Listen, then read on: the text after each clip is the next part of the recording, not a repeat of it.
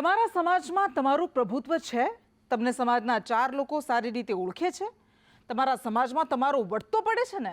ના ના, આવા તમે નથી પૂછતા, પરંતુ આ સવાલ રાજકીય પાર્ટીઓ તે દાવેદારોને પૂછતી હશે જેઓ ચૂંટણી માટે ઉમેદવારી કરે છે. નમસ્કાર, આપ જોઈ રહ્યા છો સંદેશ વિશેષ. હું છું આપની સાથે કૃષ્ણા. નોકરી માટે ઇન્ટરવ્યૂની વાત આવે ત્યારે વ્યક્તિની લાયકાત, તેની આવડત જોવામાં આવે છે, તેની બુદ્ધિ ક્ષમતા પારખવામાં આવે છે. પરંતુ નેતાની પસંદગી કરવામાં આવે ત્યારે આ બધા ગુણ સાથે એ પણ જોવામાં આવે છે કે ફલાણી વ્યક્તિનો તેના સમાજમાં કેટલો દબદબો છે, તેના સમાજનું કેટલું પ્રભુત્વ છે, તેના સમાજની વસ્તી વધારે છે કે નહીં. ત્યારે આ રીતે સમાજ અને રાજનીતિ બને છે એકબીજાના પૂરક. સંદેશ વિશેષમાં વાત આજે સમાજ. जाति न पूछो साधु की पूछ लीजिए ज्ञान, मोल करो तरवार कास पड़ा रहन दो म्यान. અર્થાત સાધુની જાતિ ન પૂછો, પરંતુ તેમનામાંથી જ્ઞાન ગ્રહણ કરવું જોઈએ, અને મ્યાનનું મૂલ્ય ન કરો, પરંતુ મ્યાનમાં રહેલી તલવારની કિંમત ન સમજો. સંત કબીરનો આ દોહો સદીઓ વીત્યા બાદ પણ તેટલો જ જીવંત છે. આ દોહામાં વ્યક્તિનું જ્ઞાન તેને જાતપાતના બંધનોમાંથી મુક્ત કરે છે, અને અહીં મનુષ્યના જ્ઞાનને જાતપાત કરતા ચઢિયાતું દર્શાવવામાં આવ્યું છે. પરંતુ આજના સમયમાં આ દોહાનું મહત્વ માત્ર કહેવા પૂરતું જ સીમિત રહ્યું છે. તેને કાળા માથાનો માનવી જીવનમાં નથી ઉતારી શક્યો. અહીં આ સંદર્ભ આજે રાજનીતિ માટે ઉપયોગમાં લેવો છે. રાજનીતિ અને સમાજ બે શબ્દને જોડતા આજે સમાજ નીતિની વાત કરવી છે. રાજનીતિ અને સમાજ એકબીજાના પૂરક છે. રાજનીતિમાં સમાજને જોડવાની વાત આજની નહીં, પરંતુ દાયકાઓ જૂની છે. કબીરના દોહામાં કહેતા હોય, જાતિ ન પૂછો સાધુ કી પૂછ લીજીએ જ્ઞાન. પરંતુ રાજનીતિમાં તો એમ કહેવાય છે કે જ્ઞાન પછી પહેલા વ્યક્તિની જાતિ પૂછી લો. કોઈ પણ ચૂંટણી આવે, પછી તે લોકસભાની હોય, વિધાનસભાની હોય કે પછી સ્થાનિક સ્વરાજ્યની ચૂંટણી હોય, સમાજના વાડા ખુલી જાય અને રાજનીતિ તેજ થઈ જાય છે. દરેક સમાજ એવું ઈચ્છતો હોય છે કે તેના સમાજને સરકારમાં કોઈ પણ રીતે નેતૃત્વ મળે. ગુજરાતના રાજકારણમાં જ્ઞાતિવાદ હાવી થાય છે, તે વાતને ક્યારેય પણ નકારી ન શકાય. કોઈ પણ રાજકીય પાર્ટી ઉમેદવાર પસંદગીમાં એ વાતનું ખાસ ધ્યાન રાખે છે કે આ મત વિસ્તારમાં કઈ જાતિનું કેટલું પ્રમાણ છે અને કયા નેતાનો તે સમાજ પર સૌથી વધારે પ્રભાવ છે.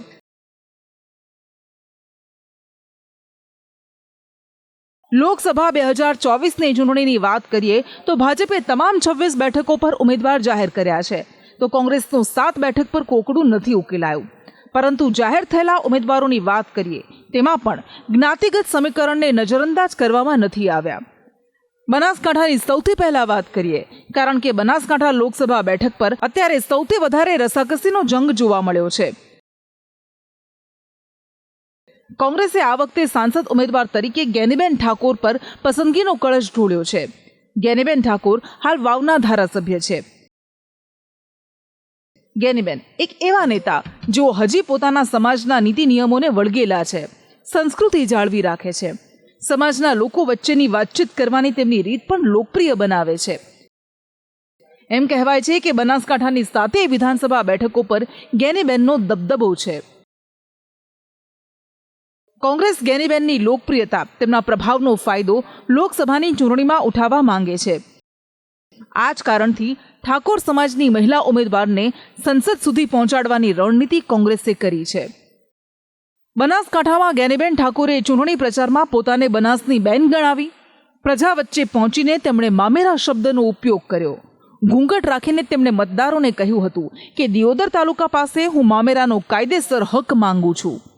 દિયોદર સહિત સમગ્ર જિલ્લાના ભાઈઓ, તમારું અધૂરું મામેરું પૂરું કરો. તમારી બહેનને લોકસભાની ચૂંટણીમાં જીતાડીને મામેરું પૂરું કરો અને બનાસકાંઠાનું ગૌરવ વધારો. મતલબ કે મામેરું શબ્દ પ્રયોજીને તેમણે ચૂંટણી પ્રચારમાં સમાજ સાથે આત્મીયતા બાંધવાનો પ્રયાસ કર્યો છે. કોંગ્રેસે ઠાકોર મતદારોના મત અંકે કરવાનો પ્રયાસ કર્યો છે, જેની સામે ભાજપે ડોક્ટર રેખા ચૌધરીને ઉમેદવાર બનાવ્યા છે. બનાસકાંઠામાં ચૌધરી આંજણા સમાજની મોટા પ્રમાણમાં વસ્તી છે અને રેખાબેન ચૌધરીની સમાજના મતદારોમાં ખાસ્સી એવી લોકપ્રિયતા છે, કારણ કે તેઓ ચૌધરી સમાજના અગ્રણી એવા ગલબાભાઈ ચૌધરીના પૌત્રી છે. ગલબાભાઈ ચૌધરી બનાસ ડેરીના સ્થાપક છે અને તે જ કારણસર પશુપાલકોમાં રેખાબેન ચૌધરીનો પ્રભાવ છે. તેવામાં હવે એક તરફ બનાસકાંઠામાં ચૌધરી આંજણા સમાજના મત મેળવવા ભાજપે રેખાબેન ચૌધરીને મેદાને ઉતાર્યા છે, તો કોંગ્રેસે ક્ષત્રિય ઠાકોર સમાજના મત અંકે કરવા જ્ઞાનીબેન ઠાકોરની પસંદગી કરી છે. મતલબ કે બનાસકાંઠામાં જ્ઞાતિગત ગણિતને ધ્યાનમાં રાખી લોકસભા ઉમેદવારની પસંદગી કરી છે તે સ્પષ્ટ રીતે સમજી શકાય છે. બનાસકાંઠામાંથી જ્ઞાનીબેનને પણ ચૂંટણી આપીને બક્ષીપંત ઠાકોરોને રીઝવવા માટે કોશિશ કરી છે. એની સામે ભારતીય જનતા પાર્ટીએ ડૉક્ટર રેખાબેન ચૌધરીને આપી છે, કારણ કે બનાસકાંઠામાં આંજણા ચૌધરી પાટીદારોની એક બહુ જ મોટી વસ્તી છે અને એક પ્રભાવશાળી જ્ઞાતિ અને પ્રભાવશાળી કોમ છે. એટલે આંજણા અને ચૌધરીઓને સાચવવા માટેનો પણ પ્રયત્ન કરવામાં આવ્યો. બનાસકાંઠાની જેમ પાટણ લોકસભા બેઠક પર પણ જ્ઞાતિગત સમીકરણ ફિક્સ કરવામાં આવ્યું છે. અહીં ઠાકોર સામે ઠાકોરનો જંગ જામવાનો છે. ભાજપે ભરતસિંહ ડાભીને ફરી મેદાને ઉતાર્યા છે, તો કોંગ્રેસમાંથી ચંદનજી ઠાકોરની પસંદગી કરાઈ છે. આ બેઠક પર બક્ષીપંચ ઠાકોર મતદારોનું પ્રભુત્વ છે. તેવામાં બંને પક્ષે ઠાકોર સમાજના જ ઉમેદવારોની પસંદગી કરાઈ છે. ત્યારે બંને ઉમેદવારોનું કેટલું વર્ચસ્વ છે તેના પર નજર કરીએ તો સૌથી પહેલા ભાજપના ઉમેદવાર ભરતસિંહ ડાભીની વાત કરીએ. ભરતસિંહ ડાભીએ BA LLB સુધીનો અભ્યાસ કર્યો છે. ભરતસિંહ બીજી વખત લોકસભા ચૂંટણી લડી રહ્યા છે. હાલ તેઓ પાટણ બેઠક પરના વર્તમાન સાંસદ છે. તેઓ 3 વખત મહેસાણાના ખેરાલુ બેઠક પર ધારાસભ્ય રહી ચૂક્યા છે. વર્ષ 2007થી તેઓ રાજકીય રીતે સક્રિય રહ્યા છે. ભરતસિંહ ડાભી ડભોડા ગામના વતની છે. ત્યાં પણ ઠાકોર સમાજનું પ્રભુત્વ છે અને સમગ્ર પાટણ જિલ્લા પર પણ ઠાકોર સમાજનું પ્રભુત્વ છે. મતદારો પર પ્રભાવ પાડવાને લઈને ભરતસિંહ ડાભીની પસંદગી કરાઈ છે. તો કોંગ્રેસના ઉમેદવાર ચંદનજી ઠાકોરની વાત કરીએ તો ચંદનજી ઠાકોર સમાજના આગેવાન છે અને તેઓ ધારાસભ્ય રહી ચૂક્યા છે. ચંદનજી વર્ષ 2017માં સિદ્ધપુર વિધાનસભા બેઠક પર ચૂંટણી લડ્યા હતા અને તેમણે તે સમયે ભાજપના જયનારાયણ વ્યાસને હરાવ્યા હતા. ધોરણ 10 સુધીનો અભ્યાસ કરનાર ચંદનજી વ્યવસાયિક ખેડૂત અને બિલ્ડર છે.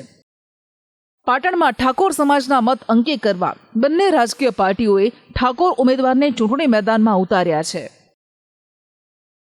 ચંદનજીભાઈ મારી સામે ઉમેદવાર છે. એમના પાટણ સિવાય કોઈ વિધાનસભામાં એમનો કોઈ જનાધાર નથી. જ્યારથી મારી ટિકિટ ડિક્લેર થઈ ત્યારથી હું પ્રજા વચ્ચે કાર્યકર્તાઓના સભાઓમાં હું જોઉં છું. ગામ લોકો ઢોલ નગારા ઘોડા ઉપર બેસાડીને અમારું સ્વાગત કરે છે અને હું માનું છું કે આ વખતે પણ ભારતીય જનતા પાર્ટીના ઉમેદવાર તરીકે હું 5 થી 7 લાખ મતોની લીડથી હું વિજયી થવાનો છું. ઠાકોર વર્ષી ઠાકોરનો જંગ છે, પણ મારી સાથે 18 આલમ છે. 18 આલમનો હું સેવક છું અને 18 આલમનું હું કામ કરું છું. આ ચૂંટણી પ્રચારમાં 18 આલમના મારી સાથે માણસો જોડાયા છે, મારા કાર્યકરો જોડાયા છે અને મને અતિ પ્રતિસાદ મળી રહ્યો છે અને હું જંગી બહુમતીથી જીતી રહ્યો છું. મને સંપૂર્ણ વિશ્વાસ છે. માત્ર બનાસકાંઠા જ નહીં, પરંતુ આવી જ એક બીજી બેઠક છે જ્યાં સમાજને આધારે ઉમેદવારની પસંદગી કરવામાં આવી છે. વાત ભરૂચ બેઠકની. મનસુખ વસાવા કેવા નેતા જે સતત 6 ટર્મથી ભરૂચ બેઠક પર ભાજપના ઉમેદવાર તરીકે જીતતા આવ્યા છે. આદિવાસી મતદારોનું અહીં વર્ચસ્વ છે અને આદિવાસી મતદારોએ દરેક ચૂંટણીમાં મનસુખ વસાવાને ખોબે મત આપ્યા છે. મહત્વનું છે કે મનસુખ વસાવા છેલ્લા કેટલાક સમયથી ગુજરાતમાં ભાજપ સંગઠન સામે કોઈને કોઈ રીતે બળાપો ઠાલવતા હતા. તેમના નિવેદનો સતત રાજકારણમાં ગરમાવો લાવતા હતા અને આ કારણથી સંગઠનમાં પણ નારાજગી હતી. જ્યારે યાદી જાહેર નહોતી થઈ ત્યારે રાજકીય વર્તુળોમાં એવી ચર્ચા હતી કે મનસુખ વસાવાનું પત્તું આ વખતે કપાઈ શકે. પરંતુ જ્યારે ઇન્ડિયા ગઠબંધનમાંથી આપના ધારાસભ્ય ચૈતર વસાવાના નામની જાહેરાત થઈ ત્યારે નિર્ણય બદલી નાખવામાં આવ્યો અને ભરૂચ બેઠક પર કોઈ પણ પ્રકારનું જોખમ ન લઈને મનસુખ વસાવા પર જ પસંદગીનો કળશ ભાજપે ઢોળ્યો હતો. આ લોકસભા ચૂંટણીમાં ભરૂચ બેઠકનો જંગ પણ ખરાખરીનો છે અને તેનું કારણ પણ સમાજ જ છે. અને આ જ કારણથી જે ભરૂચ બેઠક સાથે કોંગ્રેસના દિવંગત અહેમદ પટેલનો કાયમી નાતો રહ્યો હતો, તે બેઠક પર તેમના પરિવારને સભ્યને ટિકિટ આપવાને બદલે આપના મજબૂત ઉમેદવાર ચૈતર વસાવાની પસંદગી કરવામાં આવી. કોંગ્રેસને ક્યાંક મનમાં ડર હતો કે મનસુખ વસાવા સામે અહેમદ પટેલની પુત્રી ચૂંટણી લડે તો હારનો સામનો કરવો પડે, અને તે જ કારણોથી અહેમદ પટેલના પરિવારની નારાજગીને વેઠીને પણ આદિવાસી ઉમેદવાર ચૈતર વસાવાના નામ પર જ મહોર મારવામાં આવી. ભરૂચમાં હવે બે આદિવાસી ચહેરા સામે મુકાબલો રસાકસીનો રહેવાનો છે. ત્યારે પહેલા વાત હાલના સાંસદ મનસુખ વસાવાની કરીએ. તો વર્ષ 1998માં ભરૂચ લોકસભાની પેટા ચૂંટણી યોજાઈ હતી, જેમાં તેઓ જીત્યા હતા, અને તે બાદથી ભરૂચ લોકસભામાં તેઓ અણનમ રહ્યા છે. મતલબ કે 6 ટર્મથી સાંસદ રહ્યા છે. મનસુખ વસાવા આદિવાસી નેતા છે, વ્યવસાયિક ખેડૂત રહ્યા છે.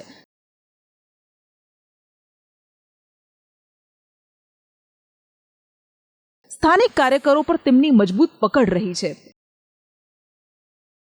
6 ટર્મથી સાંસદ રહેલા મનસુખ વસાવાનો પ્રજા સાથે ઘરોબો પણ છે.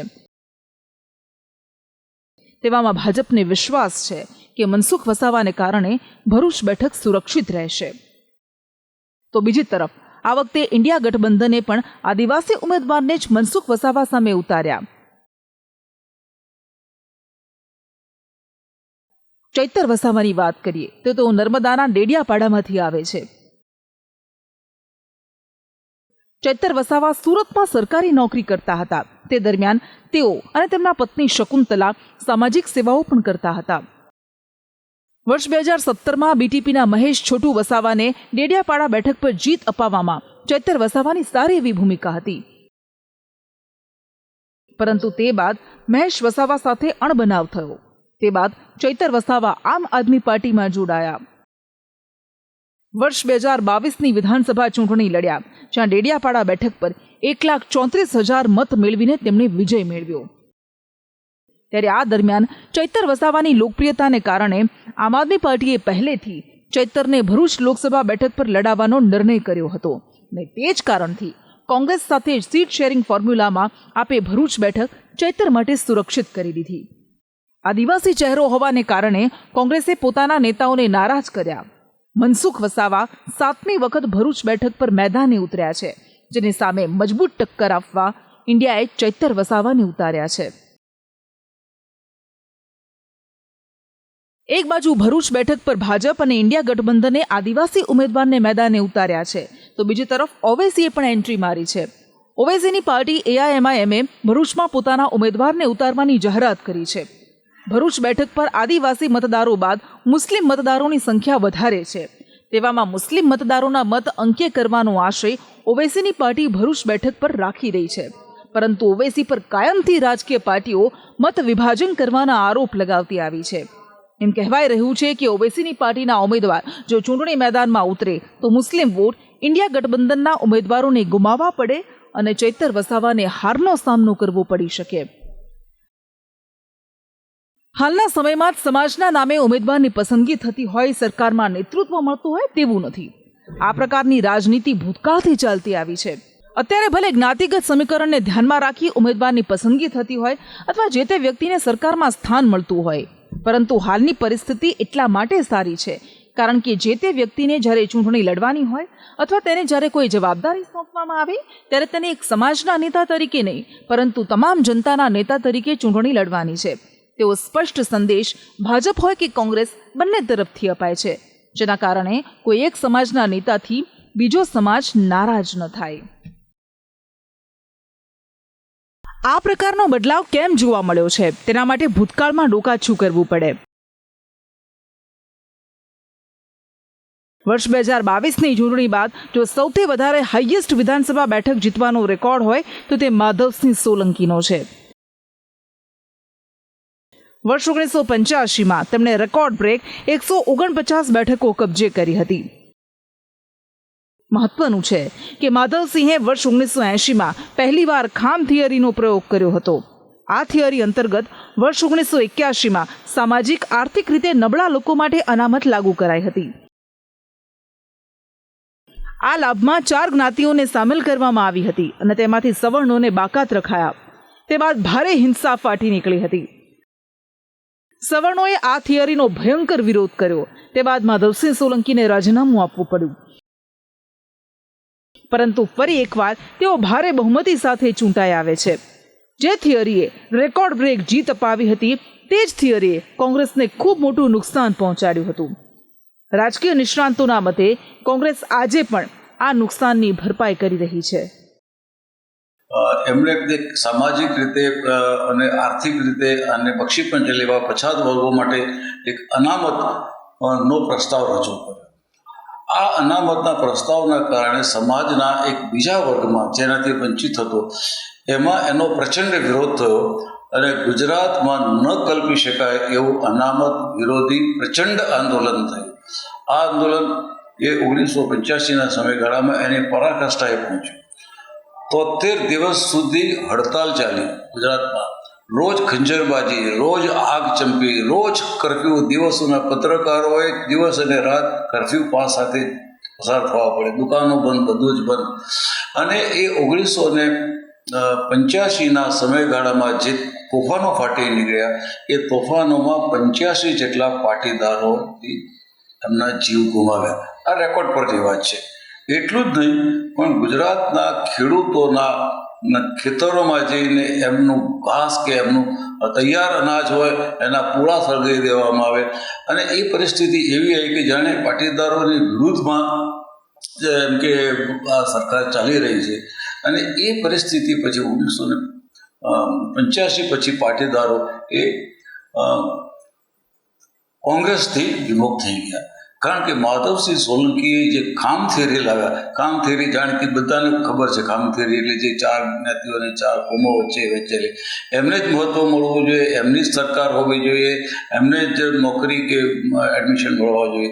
એક વિવાદાસ્પદ ખામ થિયરી એ કોંગ્રેસને જેટલું નુકસાન આજ સુધીમાં ગુજરાતમાં કર્યું છે એટલું બીજા કોઈ એ કર્યું નથી. આ એક એવી ઘટના બની જેના કારણે સવર્ણ મતદારો ભાજપ તરફ વળી ગયા. એક એવી વિચારધારા થઈ ગઈ કે કોંગ્રેસ પાર્ટી કદી સવર્ણોની તરફેણમાં નહીં રહે. જ્યારે ગુજરાતમાં નરેન્દ્ર મોદી મુખ્યમંત્રી બન્યા ત્યારે તેમણે આ વાત સારી રીતે સમજી હતી અને તમામ સમાજ વર્ગોને સાથે રાખીને ચાલવાનો પ્રયાસ કર્યો અને તેમાં તેઓ સફળ પણ રહ્યા. તેમની સરકારમાં પાટીદારોને, ક્ષત્રિય ઠાકોર સમાજને, આદિવાસીઓને, તમામ વર્ગને સાચવવામાં આવ્યા. જ્યાં જરૂર પડી ત્યાં તેમને નેતૃત્વ આપવામાં આવ્યું. મહેસાણામાં કડવા પાટીદારોના સમાજનું અને બહુમતી છે તો ત્યાં એ પ્રકારની ટિકિટ આપવામાં આવી કે સૌરાષ્ટ્રમાં લેવા પાટીદારો અને કડવા પાટીદારો કે કોળી એ દરેક વ્યક્તિને જ્યાં જેનું મહત્વ છે એને સાચવવામાં આવ્યું. અને ઓફકોર્સ કોંગ્રેસે પણ એક આમ કર્યું છે. દાખલા તરીકે કોંગ્રેસે બનાસકાંઠામાંથી ગેનીબેનને પણ ચૂંટણી આપીને બક્ષીપંચ ઠાકોરોને રીઝવવા માટે કોશિશ કરી છે.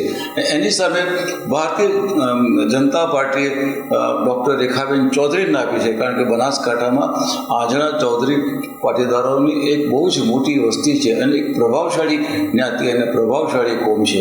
એટલે આંજણા અને ચૌધરીઓને સાચવવા માટેનો પણ પ્રયત્ન કરવામાં આવ્યો છે. હવે ભારતીય જનતા પાર્ટી જે સમાજને સાચવવાની વાત કરી છે એમાં એમણે આદિવાસીઓને પણ મહત્વ આપ્યું છે. ગુજરાતની રાજનીતિ હોય કે ભારતની રાજનીતિ, સમાજનો મુદ્દો ક્યારેય અવગણવામાં નથી આવતો. પરંતુ અત્યારે કોઈ એક જ્ઞાતિ કે સમાજના મત મેળવવા કે ખુશ કરવા બીજી જ્ઞાતિ કે સમાજને નારાજ કરવું કોઈ પાર્ટીને પરવડે તેમ નથી. અને આ વાતને સૌથી સારી રીતે ભાજપ સમજે છે અને તેના પર અમલીકરણ પણ કરી રહી છે. સોશિયલ એન્જિનિયરિંગની બાબતમાં સૌથી વધારે ચતુર છે અને એના ચાણક્ય વડાપ્રધાન નરેન્દ્રભાઈ મોદી અને કેન્દ્રના ગૃહમંત્રી અમિત શાહ બંને છે. માત્ર ગુજરાતમાં નહીં, આપણે સોશિયલ એન્જિનિયરિંગનો મતલબ એ છે કે આ દેશની આપણને ગમે કે ના ગમે પણ સામાજિક બાબતોનું મહત્ત્વ રાજનીતિમાં હંમેશા રહ્યું છે. અને જેટલું વૈજ્ઞાનિક રીતે ભારતીય જનતા પાર્ટી સોશિયલ એન્જિનિયરિંગનો અમલ કર્યો છે એટલો બીજી કોઈ પોલિટિકલ પાર્ટીએ કર્યો નથી. રાજનીતિમાંથી સમાજ કદી દૂર નહીં થઈ શકે કારણ કે દરેક સમાજ એવું દ્રઢપણે માને છે કે મારી સમાજની વ્યક્તિ હશે તો મારા સમાજનું વર્ચસ્વ સરકારમાં સારું રહેશે અને તેના કારણે મને અને મારા પરિવારને જે લાભ મળવાપાત્ર હોય છે તે સારી રીતે મળી શકશે. સમાજનો નેતા હશે તો સમાજનો મોભો પણ જળવાઈ રહેશે અને આ જ વિચારધારાને કારણે રાજનીતિ અને સમાજ એકબીજાના પૂરક બનીને રહે છે. સ્પેશિયલ રિપોર્ટ, સંદેશ ન્યૂઝ.